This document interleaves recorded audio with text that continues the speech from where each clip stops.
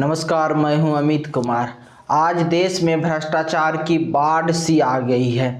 आज देखिए, उन तमाम राजनीतिक पार्टी और तमाम नेताओं को जिनको आपने इस देश से भ्रष्टाचार मिटाने के लिए चुना था, जिसको आपने अपनी सारी भविष्य की फैसला लेने की जिम्मेवारी वोटों के द्वारा दे दिया था, जिसको आपने अपना बहुमूल्य वोट, जो लोकतंत्र में आपको सबसे बड़ा अधिकार मिला हुआ है, उसका प्रयोग करके भारत के भविष्य लिखने का अधिकार दे दिया था। आज वो तमाम लोग भ्रष्टाचार के आरोप में घिरे हुए हैं। वो तमाम लोग और तमाम राजनेता और तमाम राजनीतिक पार्टी के राजनेता आज भ्रष्टाचार के आरोप में या तो जेल में बंद है, या उन पे भ्रष्टाचार के आरोप में जो जांच एजेंसियां हैं, सीबीआई और ईडी जैसी जांच एजेंसियां, वो उनके खिलाफ दबिश दे रही है, उन पे नकेल कस रही है और उन तमाम लोगों पे आज भ्रष्टाचार के आरोप लग रहे हैं। आप आज देश के तमाम राजनीतिक पार्टियों को के बारे में सोचिए, चाहे आप दिल्ली के अरविंद केजरीवाल और उनके आम आदमी पार्टी के बारे में सोचिए, जो भ्रष्टाचार मिटाने के नाम पर सत्ता में आई थी अन्ना आंदोलन से। आज उनके मनीष सिसोदिया और पूर्व शिक्षा मंत्री सत्येंद्र जैन शराब घोटाले के मामले में लगभग 3000 करोड़ के शराब घोटाले के आरोप में जेल में बंद है। आज आप पश्चिम बंगाल चले जाइए, ममता बनर्जी के पूर्व मंत्री पार्थ चटर्जी जेल में बंद है। चाहे आज आप बिहार चले जाइए, आरजेडी के अध्यक्ष लालू यादव पहले से ही चारा घोटाले मामले में सजा याफ्त हैं और अब उनके बेटे तेजस्वी यादव पर भी ईडी और सीबीआई नकेल कस रही है और उन पे भी भ्रष्टाचार के आरोप लग रहे हैं। और आरोप कितना गंभीर है जरा सोचिए। आरोप है लालू यादव पर कि जब वो 2004 से 2009 के बीच में रेल मंत्री थे, सोचिए जब वो रेल मंत्री थे तो लोगों से जमीन के बदले उन्होंने ग्रुप डी की नौकरी दी। रेलवे में 4 श्रेणी में अगर नौकरी है, ग्रुप ए, ग्रुप बी और ग्रुप सी और ग्रुप डी, तो चौथी श्रेणी की नौकरी, ग्रुप डी की नौकरी लालू यादव ने कम दामों में अपने नाम जमीन जो है, अपने नाम, अपने परिवार के नाम और अपने परिवार के लोगों के नाम जमीन करवा लिया और बदले में लोगों को नौकरी दी गई।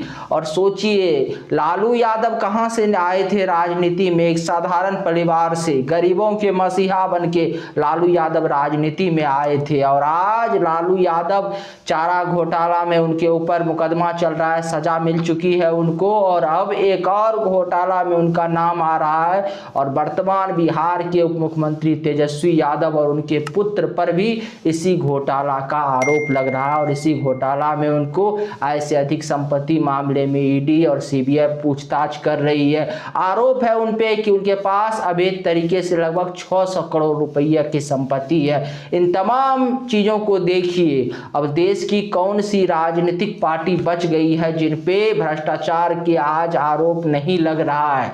तो आप भी सोचिए कि आपने आज तक किस प्रकार के नेताओं को इस देश में चुना।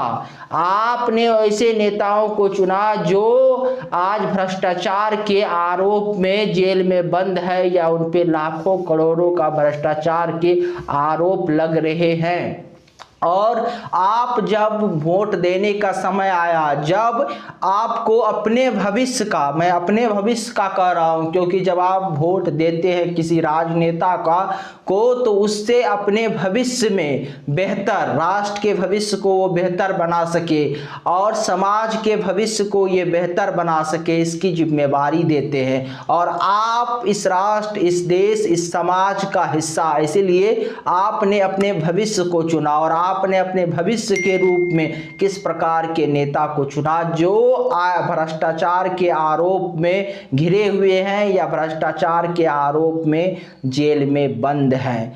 और सोचिए ये कुछ लोग जो हैं ये कोई साधारण लोग नहीं हैं, ये सिस्टम यानी जनता के प्रतिनिधि हैं। जनता ने इनको चुना है, ये शीर्ष स्तर पे बैठे हुए लोग हैं। इनके ऊपर जिम्मेवारी थी कि ये राष्ट्र का भविष्य को सही दिशा में ले जा सके। सके, जनता के भविष्य को सही दिशा में ले जा सके और जनता की सेवा करने के नाम पर ये सत्ता में आए थे और आज ये तमाम लोग भ्रष्टाचार के आरोप में घिरे हुए हैं। हम अक्सर कहते हैं कि हमारा देश जो है चीन से आगे क्यों नहीं निकल पाया। चीन एक मैन्युफैक्चरिंग हब के रूप में तब्दील हो चुका है। वहाँ आज हमसे जो कम आबादी वाले देश हैं, हमसे जो कम रिसोर्स वाले देश हैं, वो आज कई वस्तु हमको आयात करते हैं और हमको हाथ फैलाना पड़ता है। आज हम बड़े बड़े कार हो या बड़े बड़े जब हमारे देश की रक्षा के लिए हथियार बनता है तो हम फ्रांस पे और रूस पे निर्भर होते हैं। इसका परिणाम है कि देश में इन लोगों ने देश के लोगों को सशक्त बनाने के लिए काम नहीं किया। इन नेताओं ने आपके भविष्य के लिए और इस राष्ट्र के भविष्य के लिए काम नहीं किया।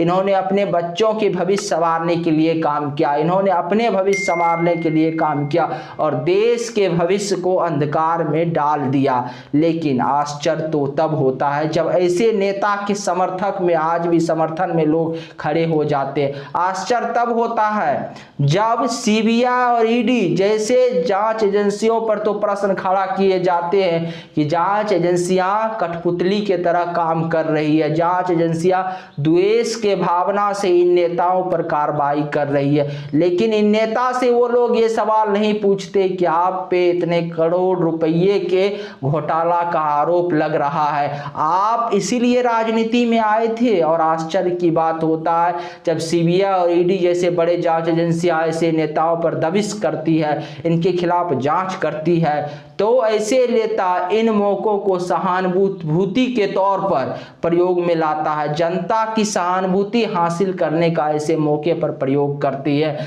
और जनता के सामने खुद को इस प्रकार से बेकसूर के रूप में प्रस्तुत करती है कि उन्होंने कुछ किया ही नहीं, उन्होंने जनता के हमेशा दुख दर्द को दूर किया। सोचिए आज इन तमाम नेताओं के जन्म कुंडली खंगालिए, ये लोग कहां से उठे थे। और आज चाहे आप लालू यादव के परिवार को ही देख लीजिए, साधारण गरीब परिवार से निकले थे लालू यादव, और आज लालू यादव के बेटा तेजस्वी यादव के नाम पर दिल्ली में जैसा आरोप लग रहा है लगभग 150 करोड़ रुपया का एक घर है और ये बताया जा रहा है, उन पे आरोप लग रहा है कि 600 करोड़ रुपये से अधिक का घोटाला का उन पे आरोप लग रहा है। अब सोचिए एक राजनीतिक पार्टी जो भ्रष्टाचार के खिलाफ आम आदमी पार्टी आई थी, आज उन पे शराब घोटाले का आरोप लग रहा है।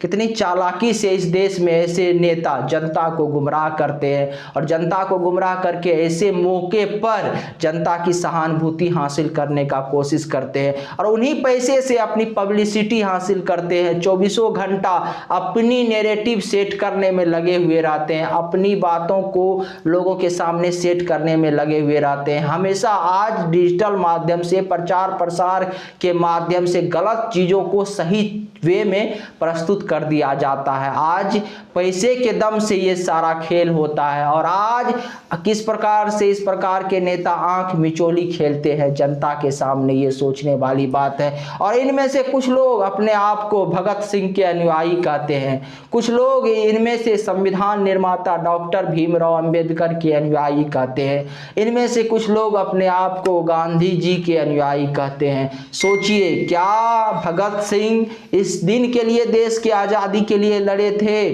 क्या गांधी जी ने ये कब कहा था कि आप मेरे नाम का प्रयोग करके भ्रष्टाचार करो? आज आप देखिए इन तमाम लोगों पे भ्रष्टाचार के आरोप लगते हैं तो किस प्रकार से ये जब सीबीआई और ईडी के दफ्तर जाते हैं तो किस प्रकार से एक बड़ा सा रैली का ऑर्गेनाइज करते हैं, बड़ी सी रैली करते हुए, रोड शो करते हुए ये जाते हैं और जनता को किस प्रकार से जनता के सामने खुद को क्रांतिकारी के तौर पे प्रस्तुत करते हैं। और हमारे देश के एक वर्ग को इस प्रकार से गुमराह कर दिया गया है, हमारे देश के ही कुछ लोगों को जो उनको कुछ नहीं दिखाई देता, उनको इन नेताओं ने जाति का ऐसा चश्मा पहनाया है कि हर एक मुद्दे को वो जाति के एंगल से देखना चाहते हैं। हर एक चीज को वो जाति के चश्मा लगा के देखना चाहते हैं और जाति के चश्मा लगा के वो सही और गलत में फर्क करना भूल गए हैं। वो भूल जाते हैं कि सबसे पहले वो भारत के नागरिक है, उसके बाद वो किसी नेता के अनुयायी हैं। लेकिन हर चीज का यहाँ पे इन राजनेताओं ने तोड़ निकाल दिया है। अब सोचिए, भ्रष्टाचार के आरोपी नेता जब चुनाव आता है तो उनके पार्टी जीत जाती है, उनके पार्टी को पूर्ण बहुमत मिल जाती है और किस प्रकार से लोगों को ये गुमराह करके लोग उनको वोट भी दे देते हैं। कारण है कि आज इस देश के जनता को, इस देश के कुछ भ्रष्ट नेताओं ने जो जाति का चश्मा पहनाया, जो जाति के दृष्टिकोण से सोचने की उनमें आदत डाली और वही जाति के दृष्टिकोण से अपने आप को वो एक प्रकार के ये इस प्रकार के कार्ड खेलते हैं कि वो उन जाति को लगता है कि हमारे जाति से आने वाले ये नेता है, इसलिए ये हमारे भलाई के लिए काम करते हैं और जाति के नाम पर वो तमाम चीज़ों को भूल जाते हैं। वो भूल जाते हैं कि एक राष्ट्र और एक राष्ट्र के जिम्मेवारी और एक राष्ट्र के उत्थान के लिए इन लोगों को वोट दिया था। उन तमाम चीज़ों पे जो है पर्दा डल जाता है जाति नाम आते ही। सोचिए देश में कैसा स्थिति आज उत्पन्न कर दिया गया है और इस स्थिति उत्पन्न करने के लिए कौन जिम्मेवार है, और जो जिम्मेवार है उनसे प्रश्न नहीं पूछा जा रहा है और उल्टे ये भ्रष्टाचार करके सीने तान के चलते हैं। गांधी का अनुयायी बन के चलते हैं, अंबेडकर का अनुयायी बन के चलते हैं, भगत सिंह का अनुयायी बन के चलते हैं, लेकिन उन आदर्शों को ये भूल गए हैं जो इन महापुरुषों ने स्थापित किया। किस प्रकार से ये राजनेता जनता के आंखों में धूल झोंकते हैं, आज इस देश की जनता को ये समझना चाहिए। अगर आपको हमारी जानकारी अच्छी लगी तो चैनल को सब्सक्राइब कीजिए, वीडियो को शेयर कीजिए। नमस्कार, धन्यवाद।